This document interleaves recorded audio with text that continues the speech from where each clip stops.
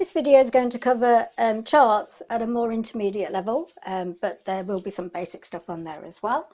But I hope that you pick up some extra tips, and there's lots more than just what's being covered in the slide here. So hopefully you'll enjoy the extra stuff too. Thank you.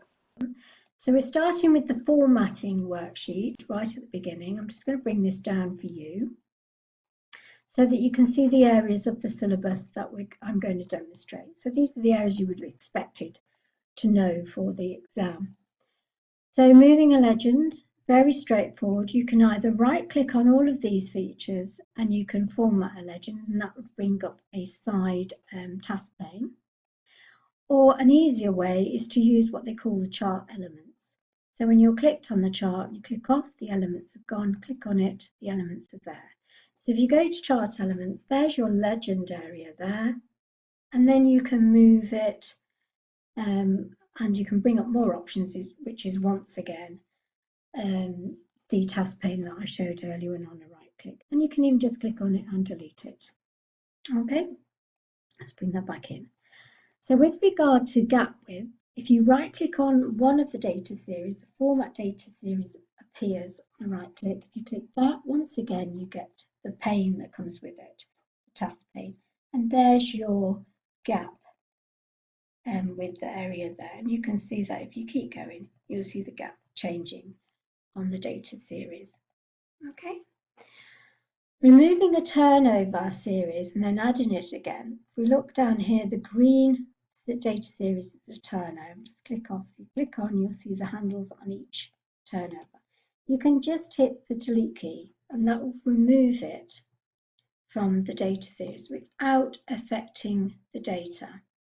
If I just undo that, keep an eye on the turnover information in the data sheet. Now, because I've clicked on the turnover here and you can see the handles activated, you can also see that that's the activation data there. And this is how we can move data off the spreadsheet. If I click on the spending one and I use that, I can then remove the December data there too. So it's whatever's activated here when you created your chart is what's being reflected in your spreadsheet. Let's just undo on both of those, they're back. So we deleted the turnover. I'm going to pop the turnover back in. So if we go to these chart tool tabs here, you've got design area and you have a formatting area. I'm going to use the design chart tools tab. And you have a select data here. This select data, we can now add that turnover again. So if we add a data series, our data series name is going to be turnover, and we can pick that up from A4 on the spreadsheet. And then the series of data, we click on there and expand it. It's going to be the data values that go with it that we want to be seen in our chart below. We OK that, and you can see already, even before I OK, that has been added. So it's took its series name from there and its sheet from data from there. If I click on it, it's back again. The next bit is talking about removing data series from the spending without deleting it. Remember how we did that? We click on the data series spending and then we can just move that away and that would do that. We're going to change the spending chart line type to a line chart. So the spending, once again, the purple, right click, change the series chart type. You don't use up here. If you use up here, both will change into line charts. So what we need to do is go down here. So we're changing the spending one. So it's the spending one we're picking up and we're changing it to a line chart and then OK. All right. And then the final thing is move it to a new sheet. So we're not going to cut it and paste it somewhere. We're actually going to move it properly. So if you right click, you get the option to move chart. However, depending on where you right click, you may or may not get this option, so be aware. So obviously right click there, you're going to get things to do with the legend. If you right click there, you get things to do with the formatting the data series here. It'll be a plot area, etc. Whereas here on the chart area, you will get the chance to move the chart, and you can move it into a new sheet and you can rename it there. So call it chart 1. There it is on a brand new sheet. And then you can move it back again, back into an object within a sheet, and it's in the formatting sheet. Okay, and then the chart with the sheet on its own, with this chart that's gone, and we're back to a formatting sheet. And then you can obviously make it bigger as you wish. The next sheet we're going to look at, and the thing on the syllabus, is Sparklines. So this is in the new syllabus being introduced, quite straightforward. So as it says, it's a way of doing things graphically. So it's a good way of seeing things visually and graphically, and it shows mapping and changes over time. So if we look at this one here, that's already been done. This is a group. So if we right click on the Sparklines, you will see the Sparklines feature coming up. So in the exam, they may ask you to edit or to clear Sparklines. So you've got your edit group. This is not a single one. You click on there. You can see that it's based on B4 to M4, 14, sorry. And then the location of it is that data range there. So if we cancel that and we clear it, so remember we have to right click, not doing a delete, into here, let's clear that group. So it's gone now. Highlight the range where you want to, so we want that data changes over here to be visually seen down here. So we go into this Insert tab, find the Sparklines, the line area. The data is going to be B4 to M14. And it's already put it in because we highlighted it before we did. But if you wanted to put it in, then you could. Then when you're OK, those visual graphics will come up. You can see the 10 is not doing much. But it's going across. What's going across there is going down here. It's a single one. So if we right click and we look at this one, Sparklines, and we go to edit the single group, this is based on just that data B14 to there. You can see the data, how it goes along and goes up. If we look at this one and we click in here and we do this single one across here, then we can auto fill in. So actually what we can do is go to the insert, let's click on the line again. Our data range is going to be, whoops, all of there, like we did before, and we've got it in 04. So if we OK, it'll do that.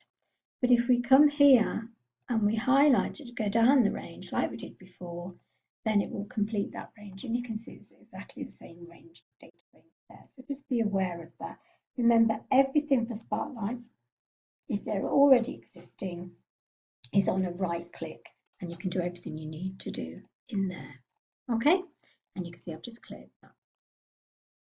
Moving on then, continuing with charts, we've got about formatting the axis. So this is the y-axis here. So we want us to change this y-axis. So to activate your y-axis, double click on it, and then you get the format axis task pane coming up, and wants us to change it to, you might in the test ask you to do this, change the figures. It's going to be something sensible because it's got to be divisible down here so it looks right. Then if you're asked to use a label, you need to be aware that the labels are here. So you're not typing in a label, it's sat there already. When I click on it, you can see the thousands appears here and the data changes there. So we take it off, back to none, you can see how that changes. It may ask you to use thousands, 100 or something else. When it comes to changing these numbers, the formatting of the numbers, if you go all the way down, you have an area called number here. Let's bring it down. When I select it, this becomes available, and you can find currency in here and lots of other things as well, all the stuff that you would find in the normal formatting area within spreadsheets. And you can change the decimal places to 0. And if you wanted to, you could change this to a different, you could have a euro or something. I'm going to leave it in pounds, and you can see that the format code is all there, and that's changed, and then they've changed to pounds. So that's everything we've done. Thousands separator, if you're asked about it in the test, if you scroll down here, and you'll see a little tick box is up.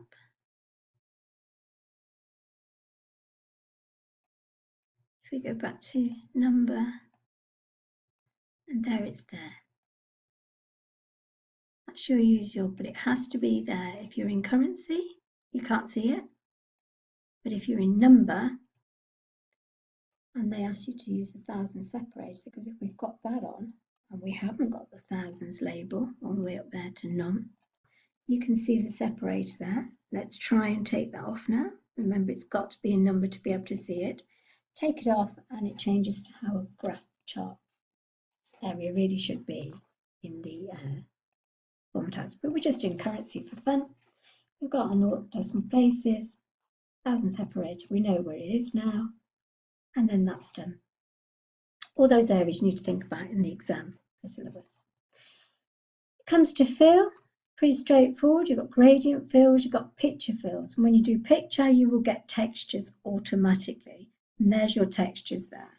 Okay, so although I've not really done anything, notice how my fill is applied to the chart area. And do that. And you can see that if I click on these, that's what now will apply. If we go into our different types of texture, it's only affecting those. So remember, where you are in a chart will make a difference when you change it in the exam. So if you just clicked willy-nilly in here and you go in and you're asked to put in a texture, you can see what will happen. Okay, so let's go back to no fill.